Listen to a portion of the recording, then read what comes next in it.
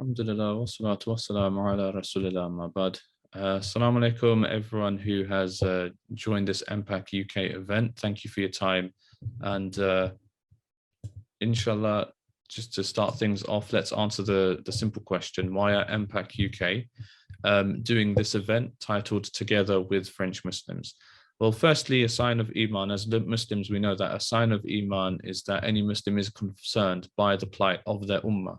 Secondly, France geographically is our neighbor, so we have an added responsibility of concern and to know what we can do for them. And thirdly, if for whatever reason these selfless reasons aren't enough, then just focus on the very simple and selfish reason that basically if Muslims in the UK choose to ignore what is being done to Muslims in France, then the Islamophobia over there will inevitably spread over here as well. So this event is first in a two-part series. Islamophobia in France is rooted in so much history that one event is not enough. So today we will mainly be talking about what is going on and why. And on Sunday in part 2, we will talk about how UK Muslims can help our French counterparts. We have some simple ground rules. The chat function is only for questions which will be answered in the Q&A at the end. The chat is not for provoking or responding to anyone. Anyone who breaks this simple rule will be removed. Questions from our Zoom audience will be prioritized, and then if there's time, we will come to questions from our Facebook audience. To join in on Zoom at our next event, book a ticket on Eventbrite and look out for our updates on our social media. We will be moving on to our speakers, but firstly, I would like to thank the volunteers of MPAC UK who have given so much time in organizing this event. And if you too would like to be a part of our volunteer team, please do respond to us. We will put the link out shortly in Volunteering with MPAC UK. But with no further ado, I will move on to our first speaker, Dr. Jean Beaman. She is an associate professor of sociology at the University of California, Santa Barbara, with affiliations in Black Studies, political science, feminist studies, global studies, and the Center for Black Studies Research. Her research is ethnographic in nature and focuses on race, ethnicity, racism, international migration, and state-sponsored violence in both France and the United States. She is author of Citizen Outsider, Children of North African Immigrants in France. Dr. Jean will be giving her academic insight on Islamophobia in France from a sociological perspective. And it gives me great pleasure to introduce her and to have her speak at our event today. Dr. Jean Beaman, please go ahead. Yes, thank you so much to MPAC UK for including me in this panel and this very important discussion of very important and crucial issues. I look forward to being in conversation and engaging with all of you.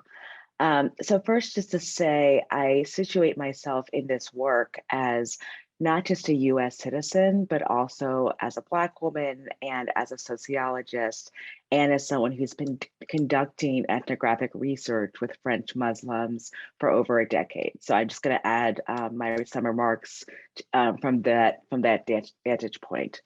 So first, I want to, and what I'm going to do is first sort of bring in an analysis of Islamophobia from a sociological or socio-scientific perspective, even though it is, of course, a very complex, complicated analytical category. So just to define Islamophobia, I use political scientist Eric Bleitch's definition as, quote, the indiscriminate negative attitudes or emotions directed at Islam or Muslims, end quote, which I think is helpful for getting at how Muslims and Islam are intertwined in people's perceptions, so that a sort of seeming or explicit or implicit rejection of Islam is often extended to rejecting Muslims or those seen to practice Islam. So my broader research interests are in racism and Islamophobia, not just in France, but in the rest of Europe more generally. And my research contributes to a sociological understanding of how Islamophobia is actually a form of racism, despite how it is often positioned as separate from racism, and therefore needs to be understood as a site of racial formation. So I want to specifically talk about what French social scientist Attilai refers to as a quote unquote collective punishment, which French Muslims often experience, and that they are often held to account for any negative behavior remotely attributed to Muslims. So just to give a sort of example of this, and also in my own work, I'm going to discuss the January 2015 massacre at the editorial offices of Charlie Hebdo and the heightened Islamophobia immediately following these events. Oftentimes in Europe, there is this discussion or debate of a Muslim question. But I'm going to argue that this so-called Muslim question is really also a question about racism or racial and ethnic question. And related, and specifically in the French context, a question about France's continual silence about race and racism and its colonial history. So just as a brief reminder, in the Charlie Hebdo attacks occurred on January 7th, 2015, where the Kourouchi brothers, who were born in France to Algerian parents, massacred 12 people in the editorial offices of Charlie Hebdo, a satirical weekly magazine in the 11th arrondissement of Paris.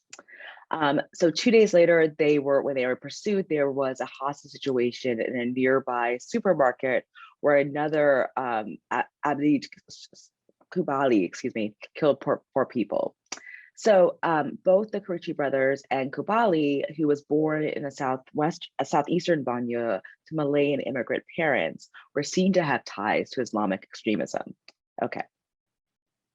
So immediately following the attacks and a speech at the National Assembly, Manuel Valls, who was then the French Prime Minister, said, quote, "France is not at war with religion. France is not at war with Islam or Muslims.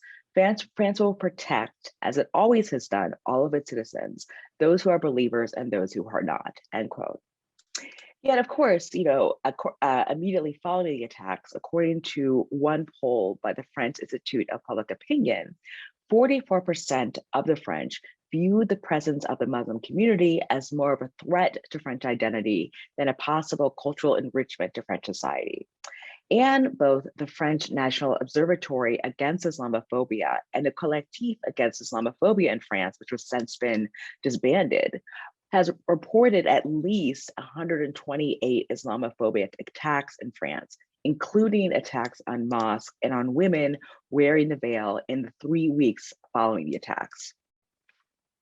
Moreover, about 54 people in France were accused of having publicly supported the attacks and therefore were arrested as quote unquote apologists for terrorism. So just to give one example, comedian Dieudonné, who was born into a father from Cameroon and a mother from France in a southwestern banlieue of Paris, was called out for having written on Facebook that he feels like Charlie Chouboulet, a sort of play on the "Je suis Charlie" slogan, and Chouboulet, who carried out the attack at the supermarket that I mentioned earlier. So in the aftermath of this massacre, much international attention, so not just in France, but around the world, rallied around the slogan, "Je suis Charlie." But I want to bring attention to Ahmed Marabay, who was a 42-year-old Muslim and Algerian origin police officer who was also killed during these attacks. He was rarely mentioned. The hashtag Je suis Ahmed was created by a Belgian Muslim activist who tweeted, quote, "I am not Charlie. I am Ahmad, the dead cop. Charlie," as in the magazine, "ridiculed my faith and culture, and I died defending his right to do so," end quote. Yet we saw, as sociologists, "Je suis Ahmed" was a far less common rallying cry. So I think I highlight this distinction between the reception of "Je suis Charlie" and "Je suis Ahmed" to demonstrate that Islamophobia is therefore not a question of exclusion based solely on particular religious practices, but it is also clearly based on exclusion due to racial ethnic origin in French society. While many in France and Europe in general thinking about this idea of quote unquote Eurabia, or the fear that Europe is going to be dominated by Muslims, decry the presence of Muslims in France. What gets missed is that this panic actually reflects France's ongoing panic about the post-colonial moment, and specifically the presence of non-white individuals throughout French society. So both the Charlie Hebdo attacks and the aftermath, and the sort of aftermath, I mean the heightened Islamophobia, cannot be fully understood without acknowledging the long colonial relationship between France and the Maghreb, which influences the everyday experiences of descendants of that colonial history. It's crucial to note that the terrorists were born in France, were all born in France, and are products of France's colonial empire. And I want to also underscore the ways in which France continually minimizes and ignores the ramifications of its colonial empire throughout not just the Maghreb, but I would argue much of the world. And so this is part of kind of the present day discourse. Okay, so to understand just more generally the question of, or the experiences of Muslims in France, they are estimated to be about 6 to 8% of the total French population today. And that includes both immigrants to France and subsequent generations born in France. Okay, so this is a very, despite the sort of discourse around the presence of Muslims in France, is actually a very small component of French population. So I think it's helpful to have the actual data to clarify that. So France is often seen to have one of the largest concentrations of Muslims among various European countries. But despite prevailing concerns about French Muslims as completely distinct or completely different from other French citizens, and therefore incompatible with what we might understand as French norms and values, much research, including my own research, has shown that many French Muslims value being French as much as they value being Muslim, and more importantly, do not see a contradiction between the two. So French Muslims, in many ways, do love France, and do see themselves as French, just as any other French person does. And other studies have actually found them to be just as quote unquote secularized in terms of their actual religious practices as are other French individuals. Okay, so I did a series of interviews following the Charlie Hebdo attacks with various French Muslims to understand better their experiences of not only the Charlie Hebdo massacre, but more important, or equally importantly, the subsequent Islamophobia that happened as a result. So I want to just read a couple examples from my research to clarify this. So one person I talked to, who I'm going to call Samir, is a 29-year-old doctoral student of Algerian origin, which means that he was born in France to Algerian immigrant parents. So he told me that after the attack, quote, "It was so weird. After the attacks, I got a text message from a friend from high school, a white guy, asking me what I thought about the attacks, if I condemned them. It doesn't make any sense. He has been asked on numerous occasions whether or not he condemns the attacks solely because he is Muslim. He says it was particularly strange for a friend that he's known for many years to pose this question to him. He says, quote, "This is a republic. I'm part of a republic. I'm an individual in relation to the republic. When I pay my rent each month, I'm just paying for myself, not anyone else or any group," end quote.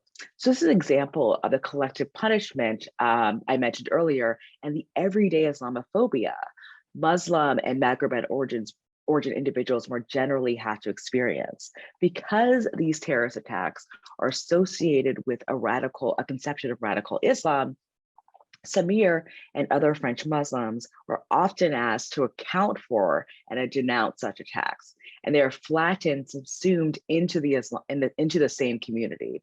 So part of this collective punishment of this, part of this Islamophobia is flattening and lumping all Muslims together as if they are all each responsible for anything that happens, for the actions of anyone else.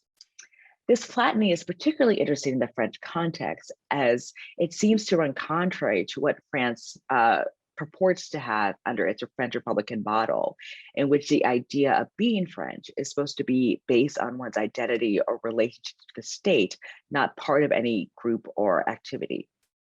A group or a category, excuse me. So it's, I don't know how I'm doing on time, but I'll provide one more example. and of one of my interlocutors.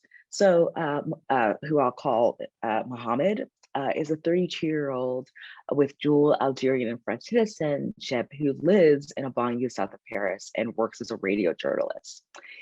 So he recounted to me the day of the Charlie Hebdo attacks. He said, quote, "I felt imprisoned that day, not knowing what's going to happen next to Muslims. I mean, every time a Muslim person does something here, all of Islam is implicated," end quote. When he first heard of the attacks at the Charlie Hebdo editorial offices, he prayed that a Muslim was not involved. He similarly has been asked often by others to condemn the attacks. He says, quote, "I mean, I can say that Charlie Hebdo, the magazine, published, and I would argue continues to publish, racist and Islamophobic cartoons without condoning the attacks. Not to excuse these attacks, but it's crucial to understand where this mentality comes from, how someone could commit these attacks, could kill and say it's in the name of Islam. Everything in France is framed in terms of Islam as if that's it, that's all that needs to be said. But these killers are products of French society. They didn't live in Algeria or the rest of the Maghreb. They lived in France. In France, we just say that people are monsters because they're Muslims. We never try to understand what happened, why it happened, and how the killers got to that point." So here, end quote. So here, I think it's really crucial to keep in mind what Muhammad references, the ways in which the Karouchi brothers specifically were French citizens of Algerian origin. So in other words, are just as much part of French society as is he, as are any white French individuals. And he's generally referencing the lack of attention paid to the systemic disadvantages which plague France's minorities and the degree of marginalization they experience from mainstream society. So the crucial thing here is that this marginalization is more about Islam per se, or even being Muslim, as Islamophobia is a form of racism, one that sees individuals as too culturally different or distinct to ever be accepted as part of mainstream society, or ever be accepted as French as other people. So legal scholar Letty Wolf is really helpful here because she discusses how, quote, "the state perspective on their religious practice conjoins with concerns about ethnic, not religious difference. For French Muslims, religious difference is conflated with a racialized cultural difference." In other words, end quote. In other words, cultural difference is seen as a religious difference, but really people are talking about a racial and ethnic othering. Another scholar to keep in mind here that's very influential is the work of David Theo Goldberg, who has long argued that Islamophobia and xenophobia in Europe are fueled by a fear of Europe becoming non-white, or a fear of the encroachment of non-white individuals into Europe. As such, the quote unquote Muslim question exists simultaneously with a quote presumption of Europe as the home or cradle of whiteness and Christianity, end quote. He has further argued how, quote, the figure of the Muslim alongside that of the Jew has historically bookended modern Europe's explicit historical anxieties about Blackness and otherness, end quote. So this is an Islamophobia that is part of a social construction of a racial and ethnic order within France. Muslims in France are continually constructed as a racialized category, meaning that they can never be seen as French as other French citizens. Therefore, it is impossible to discuss the intersections of Islamophobia and marginalization without also discussing race and ethnicity and racism. So this is clear when we return to Ahmed Marabay, the police officer who was also killed in the attacks. So his parents, again, migrated to France from Algeria, a former French colony. He grew up in a northeastern banlieue of Paris. So in the days after the Charlie Hebdo massacre, Malik Marabay, the brother of Ahmed, said, quote, "My brother was Muslim and he was killed by two terrorists, by two false Muslims. Islam is a religion of peace and love. As far as my brother's death is concerned, it was a waste. He was proud of the name Ahmed Marabay, proud to represent the police and of defending the values of the Republic, liberté, égalité, fraternité," end quote. Ahmed was someone who is just as French as he is Muslim and Maghreb. He is reflective or indicative of France's multicultural population, specifically in its post-colonial period.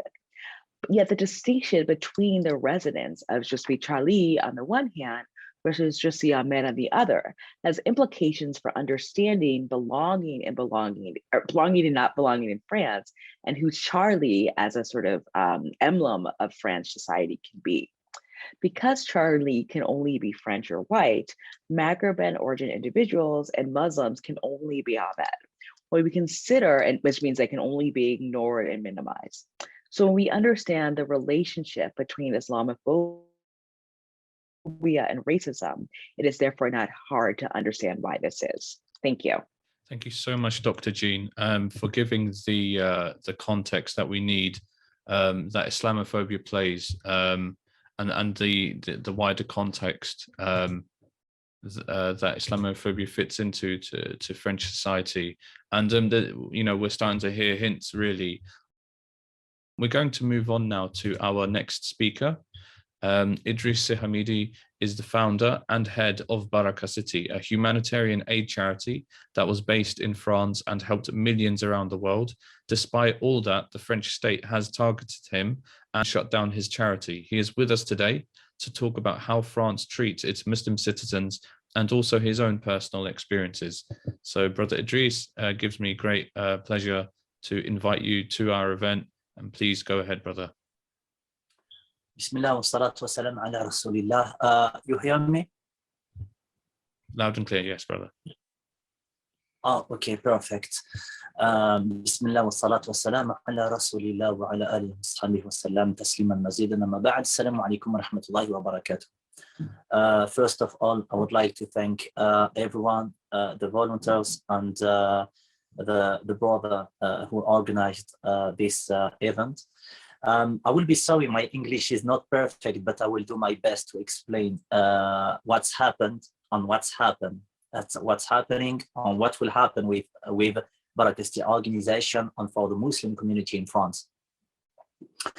I think my case explained exactly, perfectly the situation of the Muslim in France, because BarakaCity has been targeted by Interior Ministry after some events. I will explain you.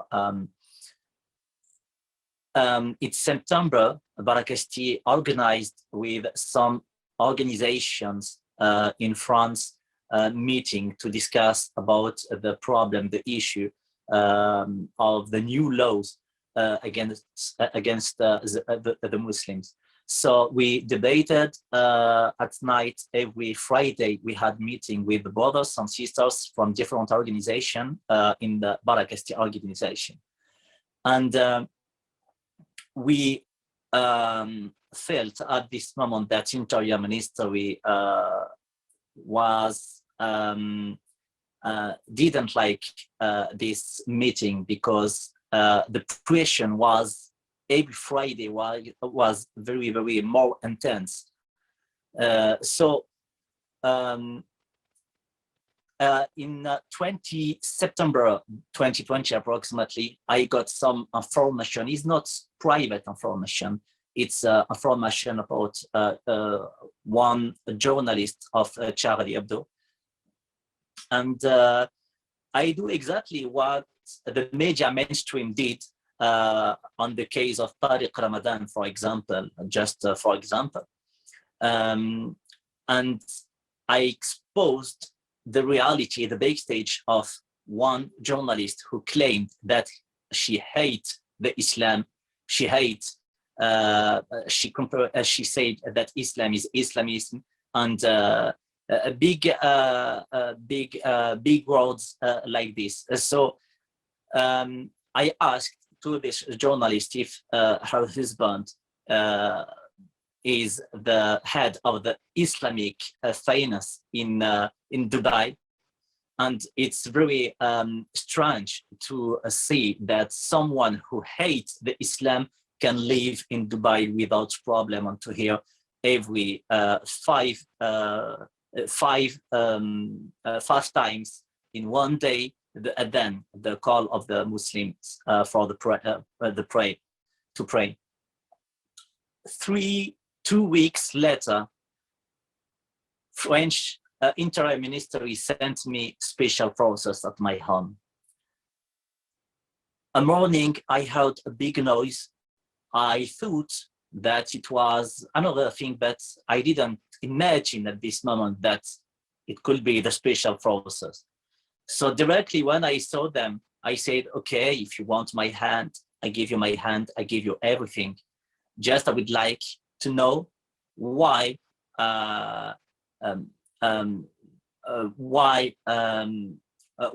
you broke my door. What is the problem? Because you have to know BarakaCity was under oppression since 2014 until 2020.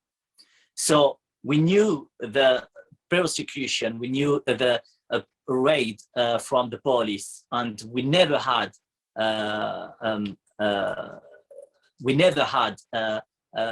I never seen special forces in my life. Only when I was on the ground to distribute aid for poor people in Syria, in Gaza, in Somalia, in dangerous location, but never in France. So when I asked them why you broke my door, they said it's about a harassment case. I said it's very incredible. You broke my door, and you with the gun on my babies and my wife, for harassment. I never heard a story like this. They put my head on the wall. They put me on my table. On what shocked me, it's since 1 minute approximately, one guy of the special forces cuts my hand here. I said, are you serious? Are you serious? If you want my hand, I give you my hand. If you have a problem, I give you everything. Why you are doing that? So I was in the police station 2 days. I gave them my response. Alhamdulillah, for this case, I didn't how we say in English language. I didn't be condemned by the court. So finally, I won. And Interior Ministry, when I was in the court, at the same moment, I got this information that Interior Ministry would like to shut down BarakaCity organization. So we explained, okay, if you have a problem, if it's a personal problem with Idris, Sihamedi, or another one, we can discuss. But we felt that with the case of Samuel Paty, everything changed. But everyone must understand important thing. Everything changed since 2015 with the Bataclan, with the Charlie Hebdo attack, etc. Because more than 3,000 houses has been targeted by Interior Ministry and was under a specific law, administrative laws, and it was very difficult for them. We continued with the election. We had another face showed by Macron to explain that basically the problem is not Islam, etc., etc. And before the election, now today we have radical speech on the Muslim community because the mentality changed on Interior Ministry contributed to change the mentality of the French people. I would like to tell you a very important thing. BarakaCity was under one of the biggest investigations since 2016 until 2019. The proof that BarakaCity had never didn't have any links with a terrorist act or something like that. It's the court, the Paris court said we don't have any proof to continue this investigation, so we'll close it and you will don't go in the court. So finally, what is the problem? In 2020, 1 year later, Gérard Darmanin decided to shut down this organization on fake news, on fake files, but is not the method. I saw that the method is the same thing used in the past for another Muslims in 2015. And this organization, the impact was very critical for poor people, because BarakaCity was engaged for 2 million people around the world. 2 million people around the world in 26 countries. We brought more than 2 liters of clean water for poor people in Togo, in Mauritania. We have infrastructure in Africa in different locations. So interim ministry didn't care. They pretend that France have the beautiful value and defend human values, but at this moment, everyone, Muslims or non-Muslim in France, understood that it was a fake. So finally, the problem, it was very clear, because of course, like CCIE, we says the highest court in France, État d'urgence, no, it's Conseil d'État, sorry, Conseil d'État, to ask, okay, we'd like to understand what's happened, and for which reason, for what reason you would like to close this organization, has been cleaned by the court in Paris between the investigation on terrorism in 2016 until 2019.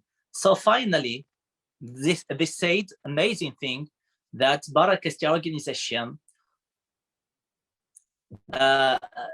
viciously called to hate speech and make propaganda to target some communities in France.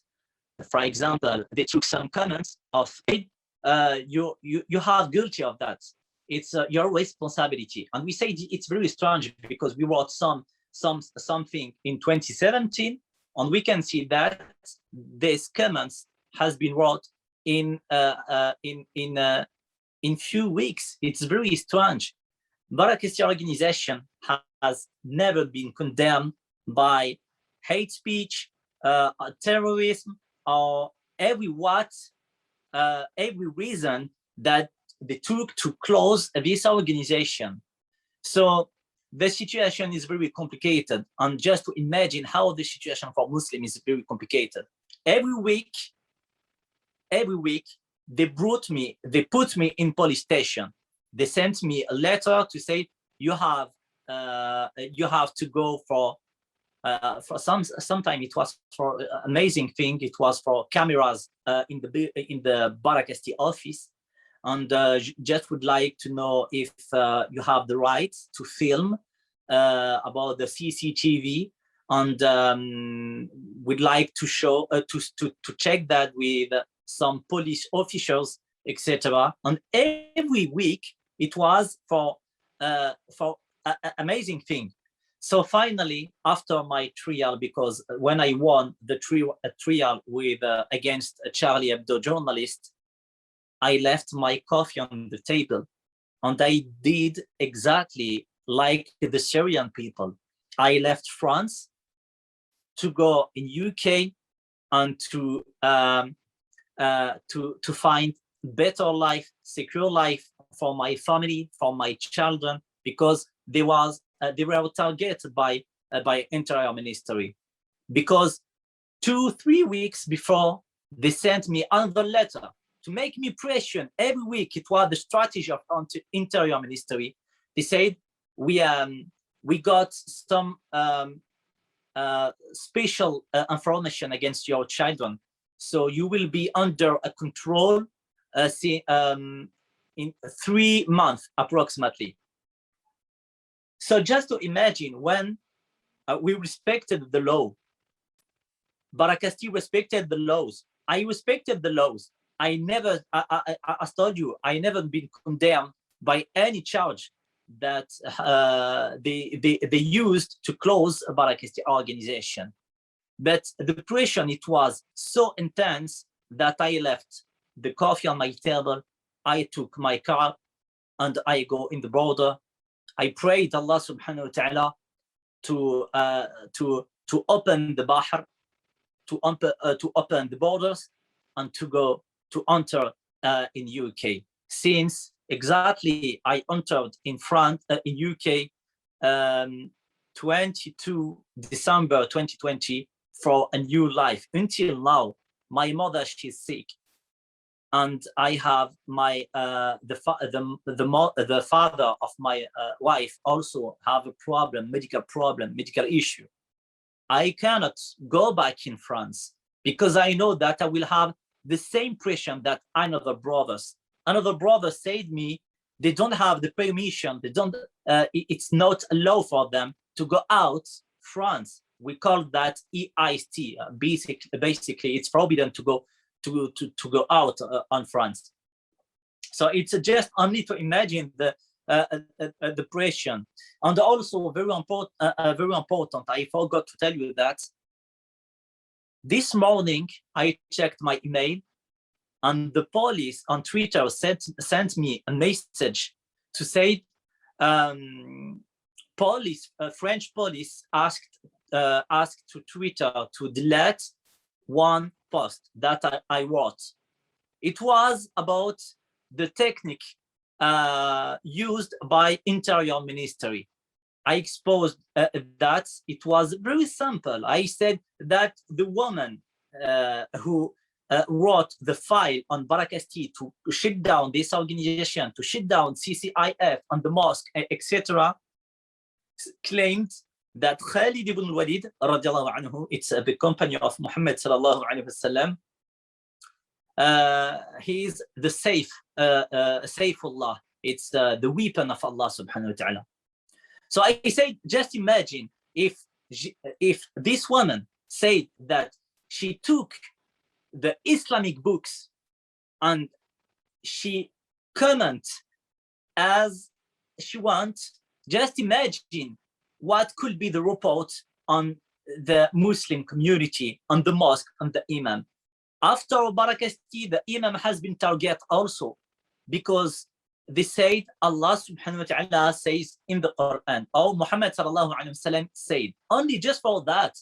And before that, the problem, it was for other people. It was for the woman. It was also for the woman. The woman with hijab, because as you know, the niqab has it's forbidden since it has been banned since 2011. So just to imagine, in France, it's very, very toxic situation, toxic atmosphere.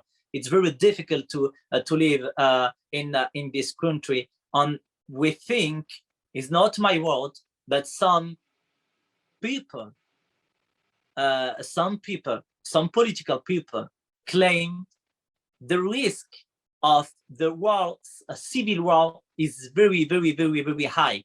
So just to imagine what could be the problem in the future for the Muslim community.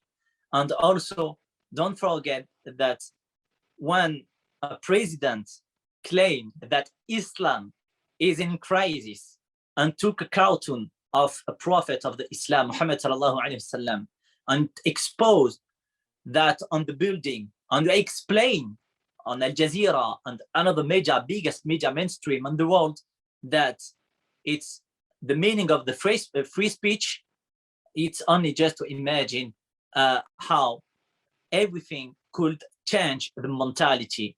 We changed. To finish, yesterday it was Marine Le Pen.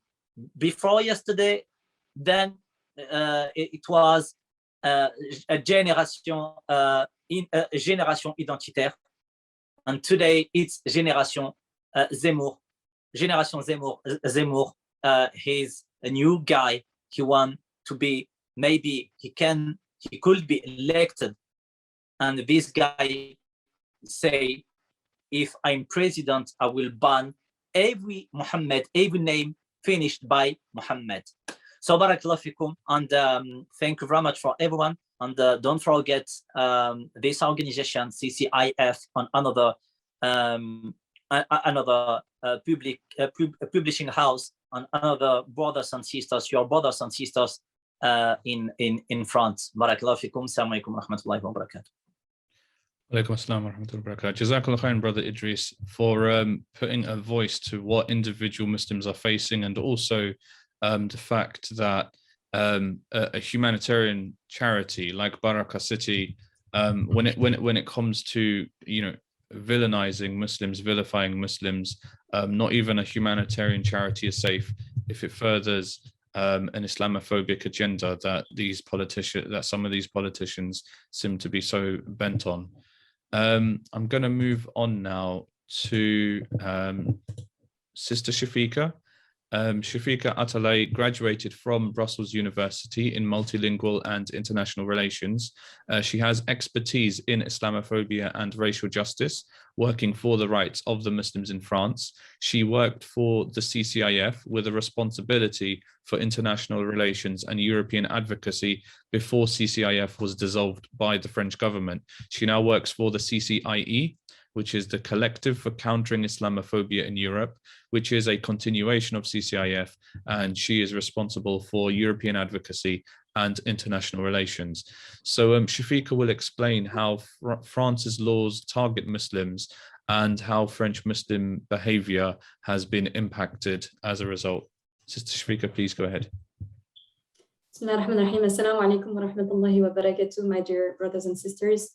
Many thanks to MPACUK for your invite today and for allowing me to describe a little bit how the situation in France is today when it comes to anti-Muslim laws and how French Muslims are directly impacted.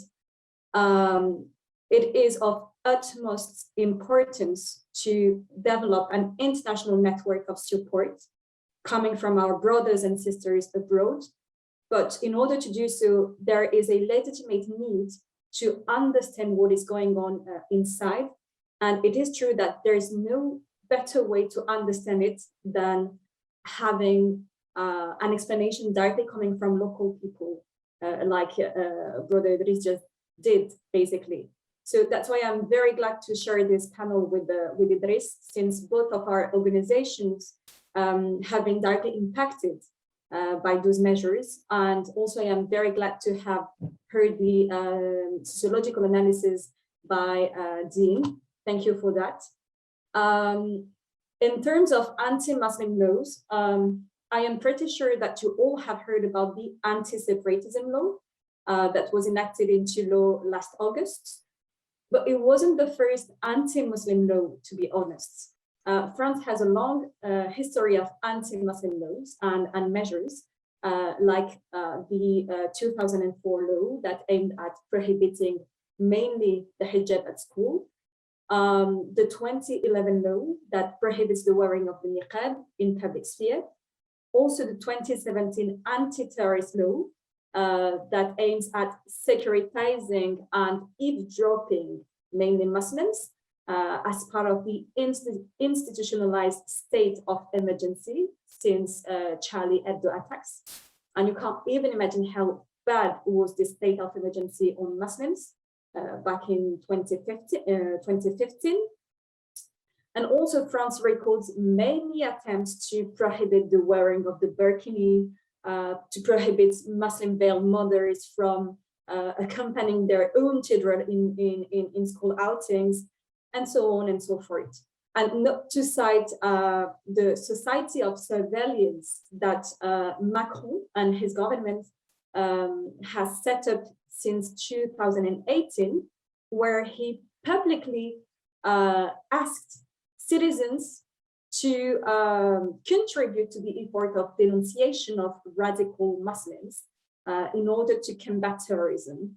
and for which the description of a radicalized Muslim is extremely problematic, since it fits any regular practicing Muslim.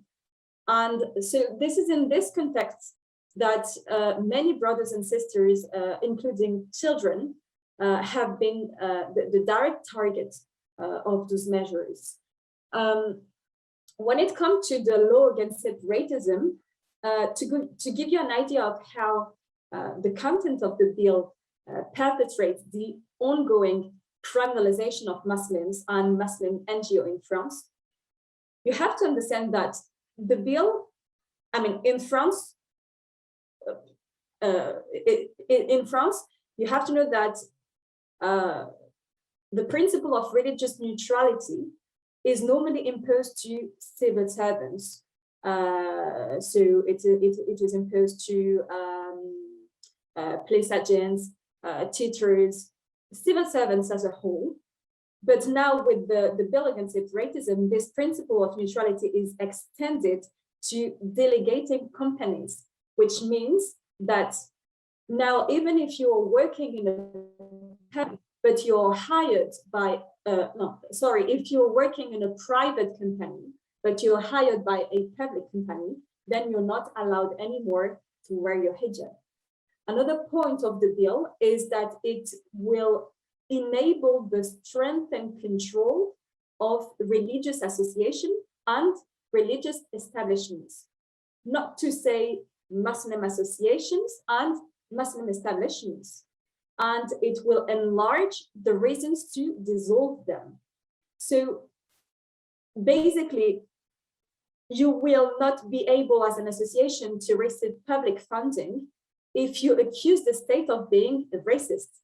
If you denounce a state-sponsored racism, then you will have to reimburse the funds that you directly receive from the state, because you will have like religious leaders and organizations that receive public funds and tax exemptions. They will have to sign up to a charter of what they call principles, Republican principles, declaring their allegiance to the French Republic. And so also with this law, the prefect will have much more powers to dissolve randomly an association based on unfounded legal grounds, only based on allegations and often false allegations. And that is exactly what we are facing in France today, what faced CCIE, BarakaCity, today what will face Nawa, the publishing house Nawa, and a long list of associations that have been dissolved or in the process of being dissolved. And this bill wants also to put an end to homeschooling, because according to them, homeschooling increases separatism and it increases the risk of terrorism, of radicalization, you know? And so they don't want Muslim families to teach their children at home. And I mean, as a whole and as a comparison, I would say that there is many similarities between Prevent, the program Prevent in the UK, and the generalized anti-terrorist and radicalization framework in France. It targets children pretty much through school and social investigation. Anyways, the last point that I'd like to highlight about the bill against separatism is that it also reinforces the control of independent Muslim schools through what they call this systematic obstruction policy. And let me pause here and provide more details, since it is an extremely important, however, underknown concept. The systematic obstruction policy was established secretly by the government in February 2018, and its aim is to systematically check and close down any Muslim-run business or organization, school, masjid, deemed as radical. But the issue, like I said, is that radicality is identified by the state through a large range of indicators. And those indicators only reflect Islamic behaviors like wearing a beard, wearing the hijab, going to the mosque, fasting, etc.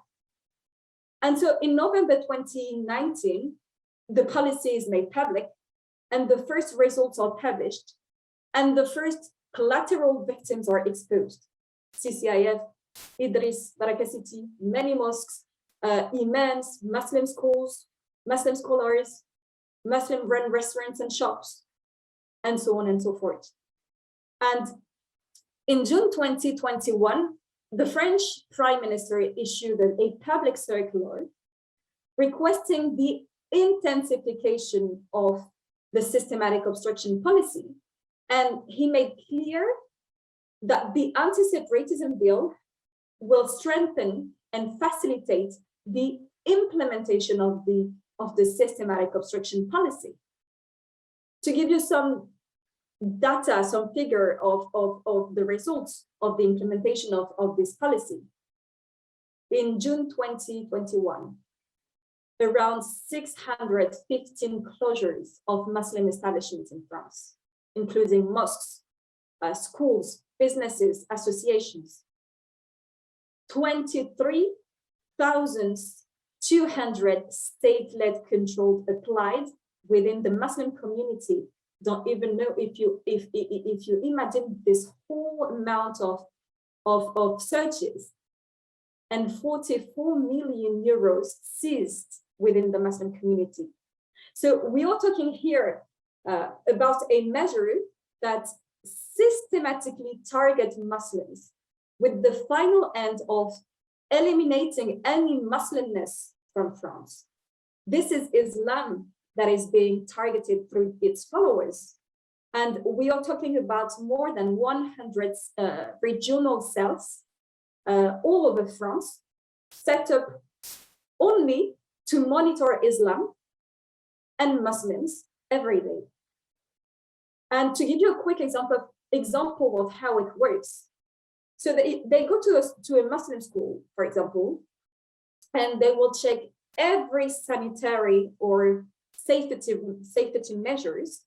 They are here only to find a flaw, to find a bogus reason, and this bogus reason will serve to close down the structure. So any missing fire extinguisher, any yogurt outdated in the fridge, a narrow entry door, being friend with, everything is done to repress the Muslims and their activities, but also to repress now their intellectual freedom. And so the dissolution of Nawa, so the publishing house, it's only the beginning of this second purge of Muslimness ahead the presidential elections that is becoming in less than a year. And the reason for its dissolution, the reason for the dissolution of Nawa, or according to it's because Darmanin, so the French Minister of Interior, he considers the editorial line as being anti-universalist and clearly challenging Western values. But they also want to dissolve them for having published several works legitimizing, in their own words, the jihad, including the biography of Khalid ibn al-Walid, radiallahu anhu. So what is important to understand here is that the state wishes to eliminate any criticism, and particularly coming from the Muslims, and it wishes to set up a climate of fear of consequences to deter the Muslims from enjoying their rights. And in the case of Nawa, we are talking about the right to association, the right of expression, freedom of expression, and the right of the press. And like in dictatorships, Macron and his disciples, they want to eliminate any opposite. And the best tool used by Macron's government lately is defamation and false allegations. And also the use of draconian powers, against the Muslims. It's the best tool to outflank the far right and from the elections and hoping to win the elections, actually. And the best way for him to win the elections is to fully implement his widespread campaign of legal persecution against the Muslims. And how does he do so? By the use of the systematic obstruction policy, by the use of the bill against separatism. And those bills, those measures cause inevitably collateral damage and victims. Every independent Muslim-run organization which expresses any kind of political dissent or even moral specificity is to be checked and severely sanctioned. Any Islamic-inspired dissent is prohibited in France. And so the government is attacking all spheres of the society that would reflect Muslim religiosity and the development of a Muslim community empowerment thinking and strategy. And the strategy is to eliminate all forms of resistance to the supremacist republicanism that France advocates. And from this, unfortunately, stems a kind of fear within the Muslim community. There's a fear of the consequences, the fear of being flagged as radicalized and being investigated if they rise, if they dare to protest, And there's a fear of having their bank accounts frozen, like it's the common practice lately. And by fear of being cornered, the Muslims don't systematically take a public stance on the visible injustice. Neither do they, as a whole, take collective actions and rise against the government. Even though, of course, there are nevertheless some actions coming from some collectives of people, but this is not enough. We need more. We need more because the whole political spectrum is crossed by Islamophobia, which is why there is a transparent and blatant eviction of Muslims in France, because there is no opposition to the fact that the current government works hand in hand with far-right groups. There is no opposition to the fact that, like in Austria with the Islam map, in France, there is a death list full of Muslim names circulating. I mean, there is an obvious exhaustion from the Muslim community. They are shocked to see that many Muslim leaders impacted and falling one after one. And there is clearly no trust anymore in the rule of law. Because at least now it is being overtly violated by the government. And we know in advance that we will never win a case, since the French justice is biased and is manipulated. And so the solution has to be found elsewhere. And I think that we will know more in a couple of days when the Council of State that Idris mentioned, they will give their final decision about the dissolution of CCIE. And we will know, so it will be on Friday, and we will know whether they will keep the dissolution active or not.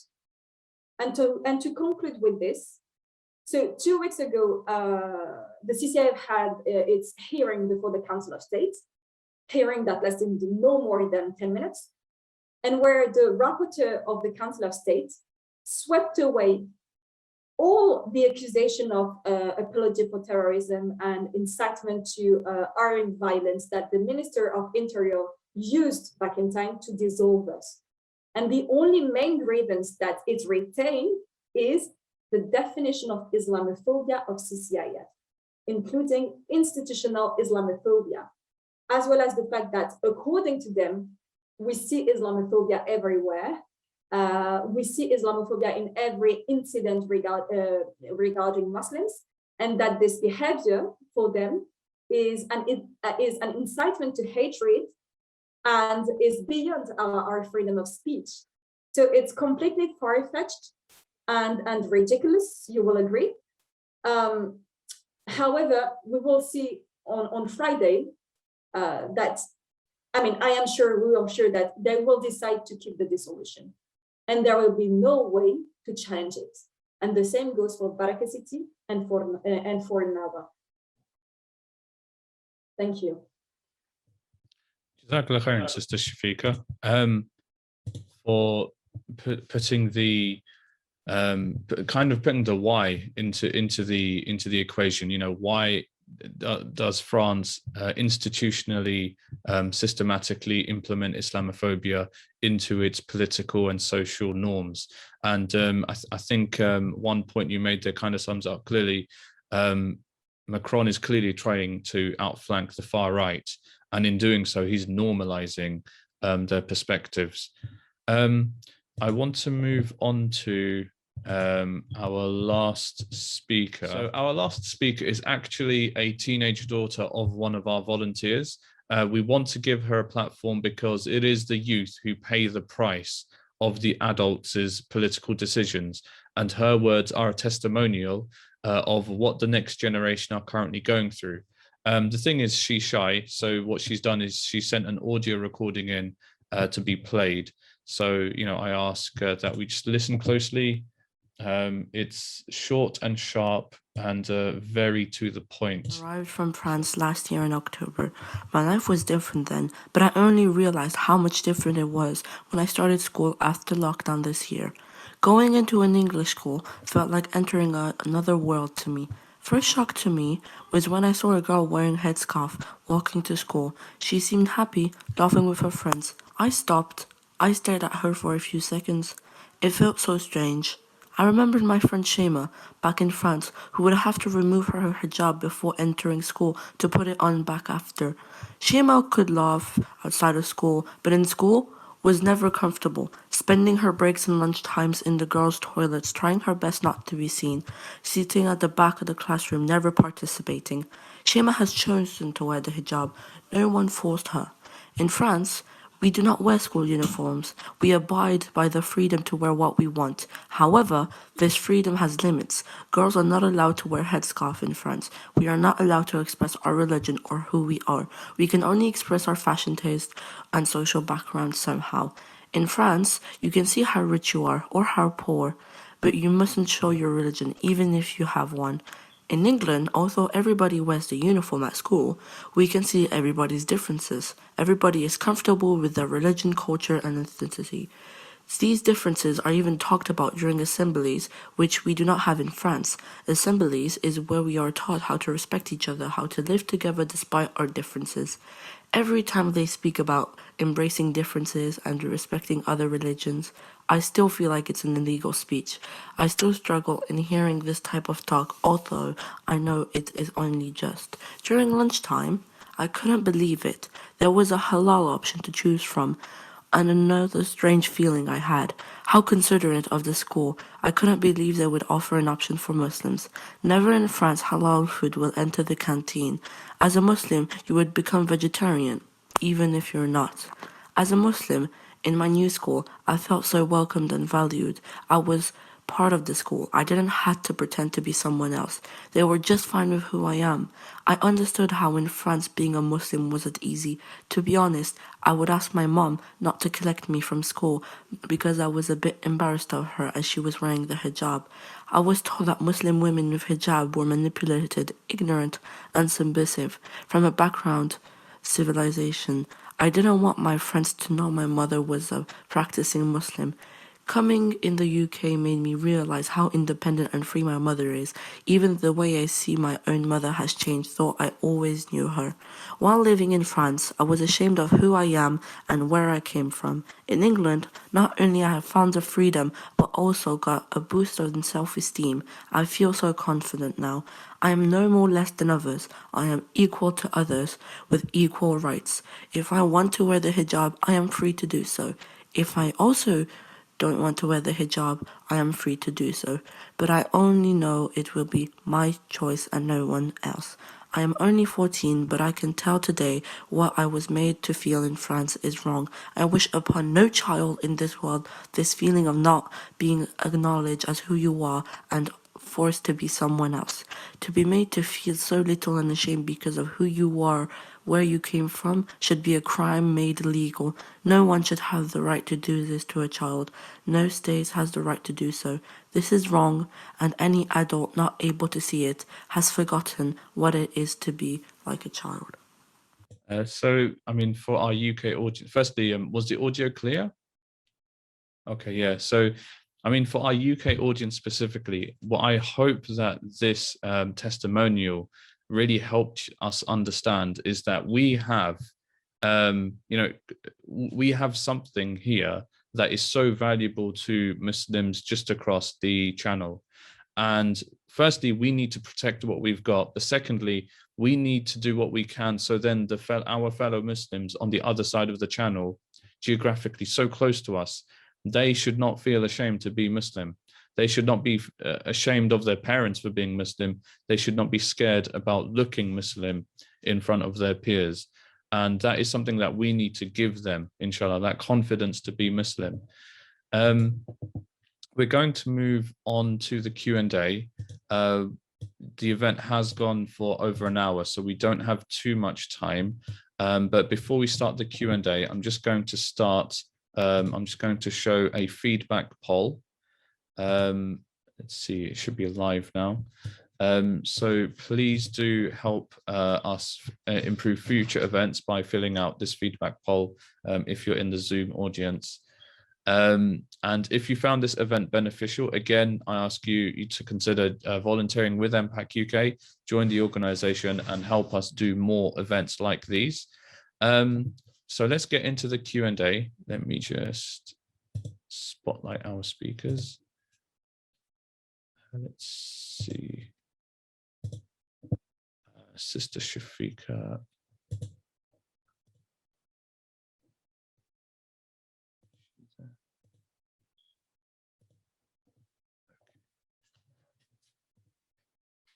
So, Dr. Jean, I think you've only got a few minutes. I'm going to pose the first question to you.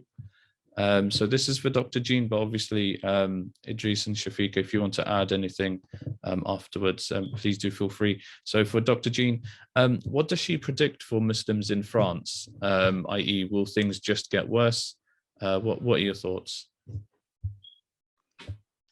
So thank you for the question. And also let me please thank the other speakers. I learned a lot from your intervention, so thank you. Unfortunately, I'm not particularly optimistic about the plight of French Muslims. I have no reason to believe that Islamophobia will not only get worse in French society because there's been no legitimate action taken to prevent that.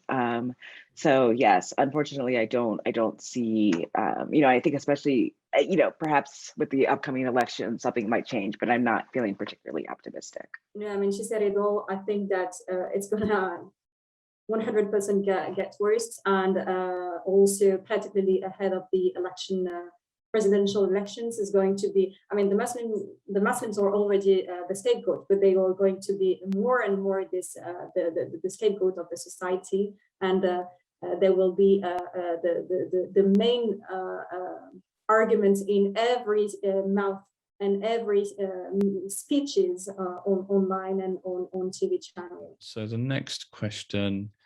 Okay, so let me just read all of it out.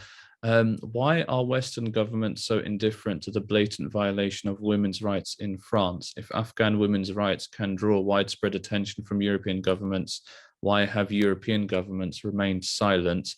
if not endorsed, for the suppression of Muslim women's right to choice by the ridiculous ban on hijab and burkini in France. I think Dr. Jean touched on this in terms of how treating Muslims as the other has a sociological and political benefit. So Dr. Jean, if you'd like to go into that a bit more, perhaps, why would a government want to focus on women's rights or Muslim women's rights in one area and then ignore them in another geographical area, France specifically? Yeah, thank you again for the question. I think makes me think of sort of the ways that we should and can indict French feminists for their ignorance on this issue, because I think oftentimes the discourse in France assumes that Muslim women are not making their own choices or don't have agency. And so I think part of that is just frankly, a blatant ignorance of the sort of agency and choice and free will that Muslim women have. I think that that's something that's often missing in a lot of feminist discourse around these issues. So I think that that is part of the answer to the question. I'll stop there. Another question for Dr. Jean. And please do let me know when you have to leave. I do realize you're tight for time, but hopefully if you can just take this last question. Are there any international women's organizations that could help Muslim women in France? If so, do you have any details? That's a great question. I don't personally know of any. I'd be curious to know if the co-panelists have any other ideas. I can't personally, I know of Muslim women organizations in France, but I don't know about sort of international organizations, but I'd be curious if other people have ideas. So yeah, just passing the question on, maybe Sister Chafika or Brother Idris, if you know any such organizations that could help specifically the Muslim women of France. No, like Dr. Jean, I know some organizations, some feminist organization in France, but at European level, there is IFOM, so the European network of Muslim women that are very active on the Islamophobia targeting the Muslim women. Just to comment on the question that was asked before, just to complete quickly, I think that one of the so it was an excellent question, and I think that was one of the arguments is that France has in its spirit the same logic of being the savior of those Muslim women, like it pretended to be during the colonization, and also there is this willingness of building the Muslim problem, because obviously it will help to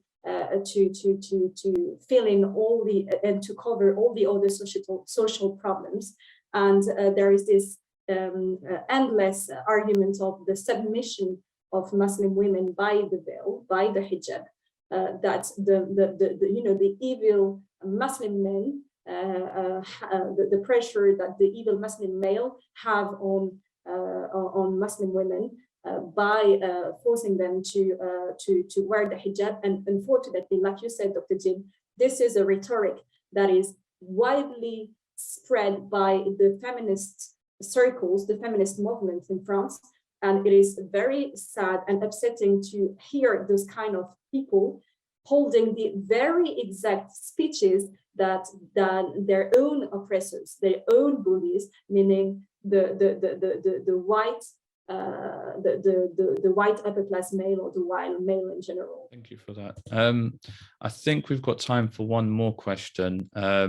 Just a quick note, there are quite a few questions about how UK Muslims can help. There's questions about boycott and protests and so on.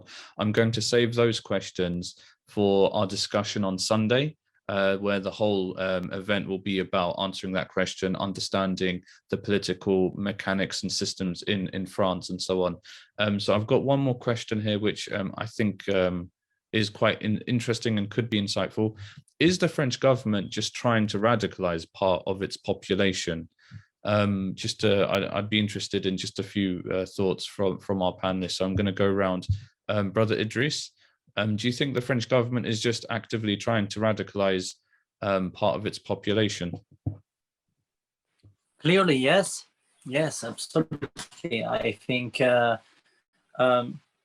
with the speech of Eric Zemmour now is not, there absolutely no debate about this point. I think it's we saw everything, the feeling of the Muslim community in France, it's the same. We are, I think, more than 1, 2, or 3 millions with the same feeling. And I heard the statement of the sister, and I think you cannot imagine how many people, how many French Muslims left France to live in UK or another country like Turkey, Morocco, Algeria. So I think with the events, when as told you, one political guy said their high risk of civil war, it's only just to imagine, because the Muslim community now didn't do anything. So what is the next step? We didn't talk about the Islam. They say, French government say, you have to don't, it's forbidden to talk in political case for the imam with the new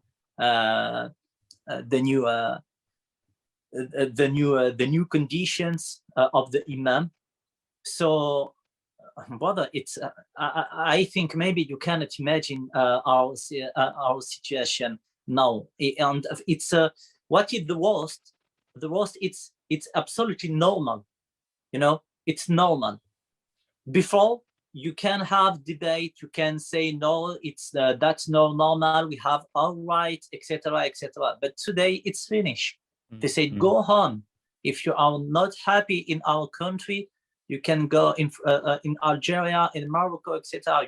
You have beautiful example with Taha Abu Hafs. Taha Abu Hafs was a journalist. He was targeted by far right on Twitter because he released a file of a far right. They took all names, all names. They include the names of journalists who support Muslims, activists, humanitarian workers, etc. in this file. And this journalist said, can you see what are doing the far right? And we saw a few days, 2 days later, the hashtag.